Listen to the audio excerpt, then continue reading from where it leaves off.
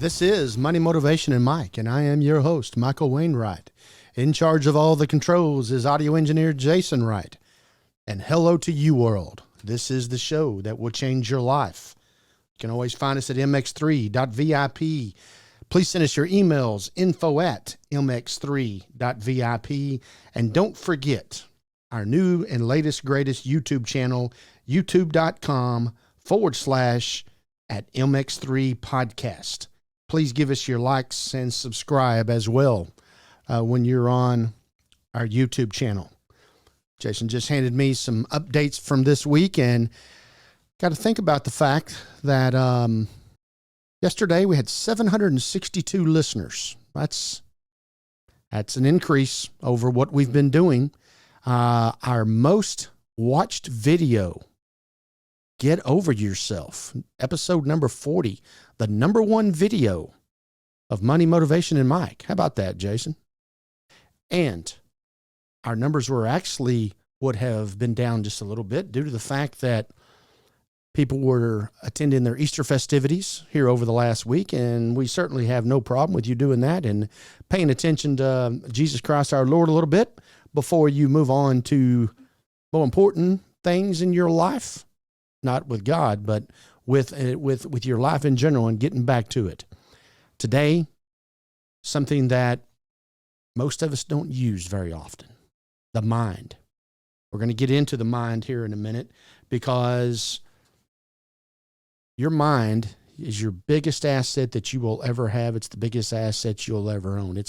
I know the heart does a lot of things, and I'm always very cautious to the heart with some of the heart issues that I have in my family and have come on me over the past. But nevertheless, the brain, the mind, the brain, and we'll talk about the difference, the mind versus the brain here momentarily, but mind over matter. And let the mind control the body, not the body controlling the mind. The famous words of Coach Jimmy Johnson. And what the mind can conceive and believe, it can achieve. The great Napoleon Hill said this. Napoleon Hill also wrote a very good book that most people should be, at some point in the future, hopefully putting in front of your face. As I have said before, Think and Grow Rich by Napoleon Hill. A great book written all the way back in the 1930s. It's the item that I give to most graduates. If I get a graduation card from you, you're going to get a book called Think and Grow Rich by author Napoleon Hill. The mind, the average mind, Jason, I want you to think about this. The average person, the average couple cannot even decide where they're going to eat at tonight. Now, their mind knows all this information. Their brain knows all this information. It's not like they're in foreign territory where they don't know what's in the surroundings. But a couple, a friendship, you and your buddies, your girlfriend, your wife, whatever your spousal classification is, cannot make up their mind on what they're going to eat this evening. That's incredible. And you can pull up to a drive-through that you have seen 18,000 times, and you can't decide what you want. Oh, let me look at the menu. Like the menu has changed. You know, the Big Mac and the Quarter Pounder at that place with the big OM, it's not changed since I've been alive, 54 years later. And a coaching staff, a team, they can't make up their mind. Do we run the ball? Do we pass? Do we bunt the ball? Do we steal? Who do we pitch today? Who do we not pitch? Who's going to shoot them? Who's going to make the final decision? Lots of times those decisions aren't made till late, and it may be because the coaches can't make up their mind. And what a difference, the mind versus the brain. And the reason I bring up this topic today is because we are coming towards the end of the first deadline, which is April 18th, typically April 15th, but the 15th falling on a weekend. It's been extended to April 18th. We're coming up on that date. Make sure that you get all of your tax returns filed, and make sure you file extensions if you're not filing your tax return, so you'll not be late at a later date this year. But one of the reasons I'm talking about the mind today is because We have so many people that come into our offices, so many people that we talk to on the phone, the emails, whatever their communication device is that comes to us, and they can't make up their mind on simple topics like, they don't even know if they've got all their information. They can't make up their mind whether they do or they don't. They own a house, but they can't remember if they got their interest statement.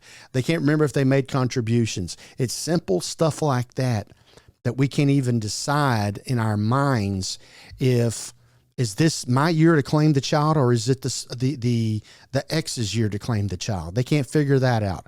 On and on and on and on. I can't decide if I'm going to make a career change. Do I sell? Do I buy? Our mind is such a great thing. And then once again, how does our mind make these decisions, good or bad? Saying yes, saying no is because we obtain the information. And so many of us, 80% of us, do not obtain the information. So therefore our minds and our brain, the left side of our brain, can never take hold of what helps us make up our mind because we don't have all the information. Now, what is the difference in the brain and the mind? The difference is the brain, at its simplest mind, refers to the ability to think, feel, and engage in physical activity. That's the mind. The brain, on the other hand, refers to the physical organ in our head that supports these functions that comes from the mind.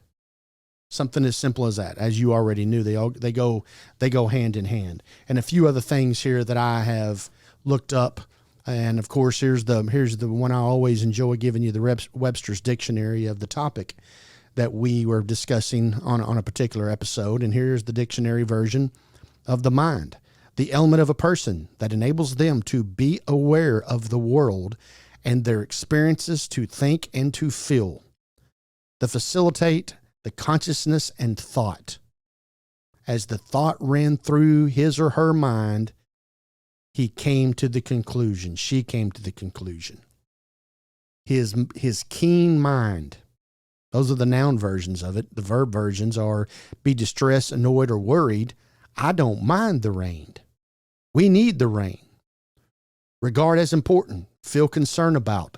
Never mind our opinion polls. That's the verb version.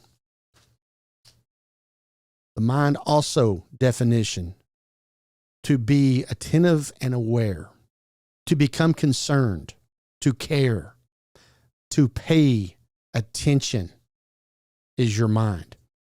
As an old ball coach I once remember said, paying attention is not required but recommended. And to do that, you have to use your mind. Mind is a part of a human being that thinks, feels, and wills, as contrasted by the body. His or her mind was capable of grasping the significance of the problem. And of course, when you have a problem, an issue, a concern, your mind has to get the information before you can make the right decision. Mind, in some sense, reflected in such circumstances that it's sensation, perception, emotions, memory, desires, various types of reasoning, motives, choices, and traits all make up and are part of the mind. The capacity of the mind, basically, it's infinite.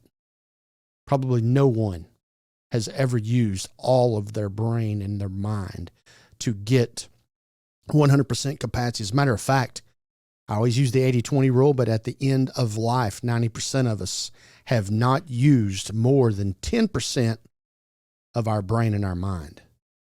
The capacity of thought. And the reason sometimes we don't think is because we don't know.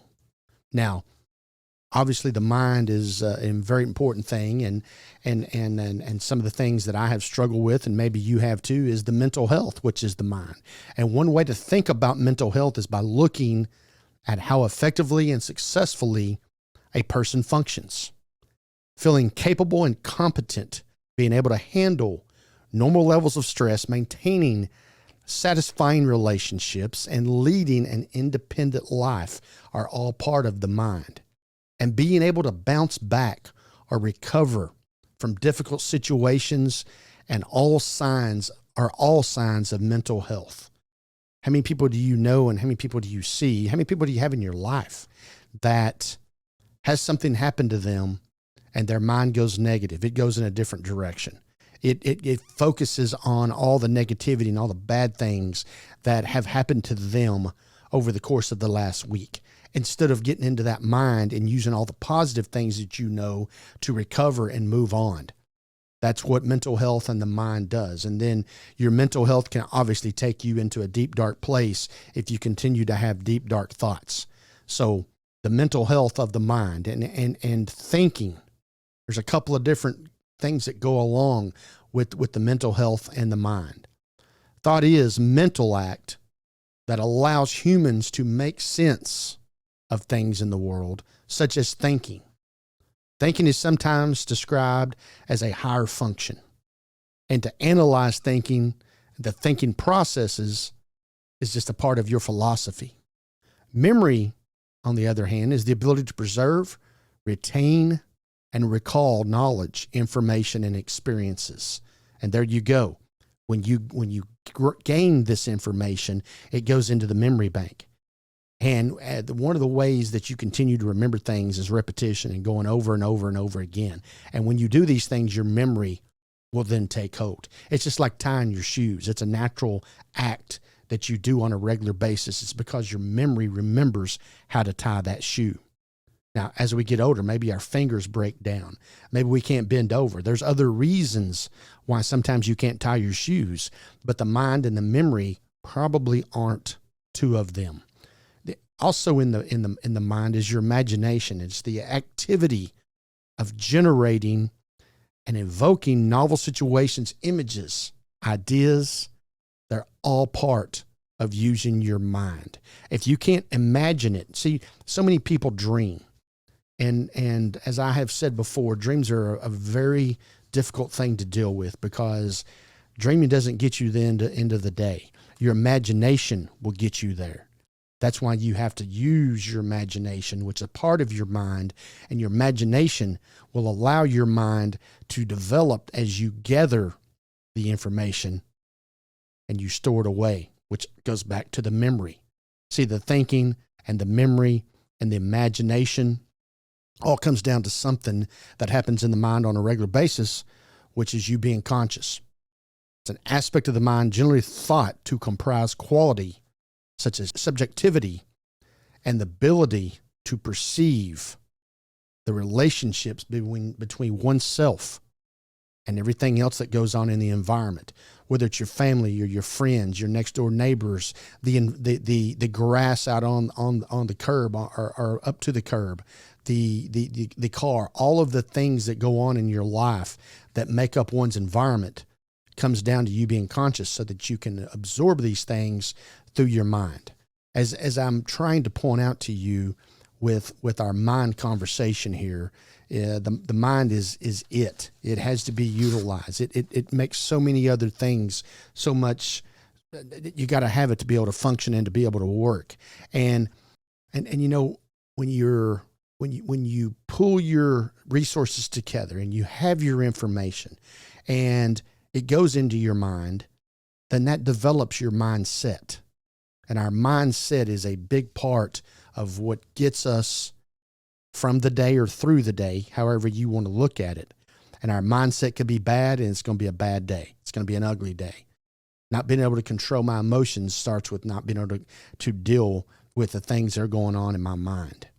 So how can we cultivate and grow a mindset? You know, you have to embrace the challenges that come your way and view them as opportunities, not as stumbling blocks, not as hurdles that I have to go over.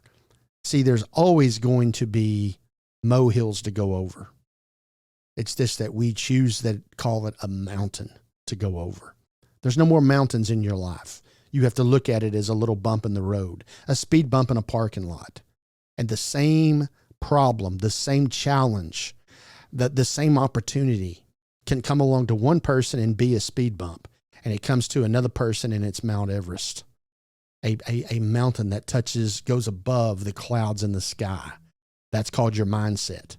And so many people choose, I wouldn't say have, they choose to have a negative mindset. You have to recognize that failure is a necessary part of learning. Failure is always something that can come out of your life and make into a positive. And so many of us take failure and we turn it into rejection, and we turn it into that ugly word, quit. So recognize the failure and recognize it as a positive, and positives come from learning. And that's how learning can turn into a positive. Always seek feedback and use it as growth. Some people don't want feedback because they can't deal with the criticism. And that old word of constructive criticism, it really does exist. And some people can't deal with the feedback because they believe they're always perfect. And there's been a day or two in my life that I thought I was perfect. And then something will happen to show you that you're not perfect. You're not anywhere close to it. There's only been one person that walked the face of the earth that was perfect. And I can assure you it was not you. So surround yourself with people who inspire and support you. If you've got negative Nelly in your life, negative Nelly needs to go away. And I have really worked hard over the past of removing all the negativity in my life, and it hasn't always worked out. But the fact is, with the mind and the memory that goes along with remembering what you know about a certain person, what you know about a certain issue, what you know about a certain debate, that will keep you out of that person's life, that will keep you out of the debate, that will keep you out of a situation that there is no possible way it can turn out to be positive, because it hasn't to this point. And that's where the mind and the memory come over to help you to grow. So surround yourself with people who inspire and support. And you can't always have 100% of the people in your life that are going to be a positive influence to you. Just like they can't always have people in their lives. They expect when they meet you that 99% of the time you're going to be positive, but you have bad days as well. It's identifying through our mind of how I can turn my day around and get to a positive outcome, and making sure that I finish off my day in a strong way. So you can have a bad morning, and that bad morning then controls your life till you go to bed. And then you go home and you take it out on whomever you're going home to. You take it out on your children. Everybody who knows you can read what's going on in your mind. And for you, it's to make sure that what's going on in your mind is as positive as always can be. Surround yourself with people who inspire you and support. The power of belief leads us to success or failure. Our mind is there. This is an incredible asset that is involved in your body, that gets fed on a regular basis. And for those of you who are a little more aggressive with wanting to achieve, your mind gets a little bit more information than the other person down the road. Your mind gets a little bit more information than the person next door. And with that mindset and with that information, then your beliefs go up, and those lead more to success. Those who sit around and don't do anything, and they don't feed their mind, and they don't gather the information, that turns into negativity, and that also big time turns into failure. Now, what I would like for you to do over the course, or anytime you're listening to this episode, because we have all of our episodes online at all of the different directories, including our website, MX3.VIP, email us and tell us what your mindset is. What has your mindset been? What journey have you been on? What has your mindset been since January the 1st? What has your mindset been since the first of the month? Go look at that and determine whether you email us or not. Determine if your mindset needs to change. Because one of the big things we do here on Money, Motivation, and Mike, and motivation being that second word in our title, is to motivate you to make change. And we're trying to teach you. One of those big deals is filling your mind full of all the goodies and then taking that mind and turning it into a mindset. It's just a choice, and choice and actions have consequences, good and bad. Some of these things we've talked about in the past, and some things we're talking about for the first time. Repetition is what makes that mind realize that I know how to get up every day and tie my shoes. You have to be repetitious about having a positive mind. Let's challenge you to have a positive day and put another day on it and right behind it. That's what we're looking for. I hope this episode has been productive for you. The mind is an incredible thing. I do my best to feed my mind on a regular basis. And you can feed your mind in so many different ways. You can sit back and you can observe. One of the things that's so hard to do is just sit back and be quiet. And if you will, you'd be amazed at all the things that will go into your mind. And a whole lot of it's negative. So you have to know where you're observing. You have to know your audience. You have to know who you're listening to, and make sure that you don't continue to listen to negative, because then obviously your mindset will grow in a wrong direction. But as always on Money, Motivation, and Mike, we try to bring you things that are going to be productive to you. It's going to be a great day. Tomorrow's a great day. Today's been a great day. Next week will be a great day. That's the mindset you have to have. Always looking for a mindset, always looking for ways to improve myself. As always, find us at mx3.vip. Email us info@mx3.vip. I'd love to hear about what your mindset is. You know, we always say questions, comments, anything that you would like to discuss, but I really would like to know what your mindset is right now. And I want to bring some of those to our show. Please check out our YouTube channel, youtube.com/@MX3 podcast. As for everyone who's been a part of this one, until next time, live your life the right way.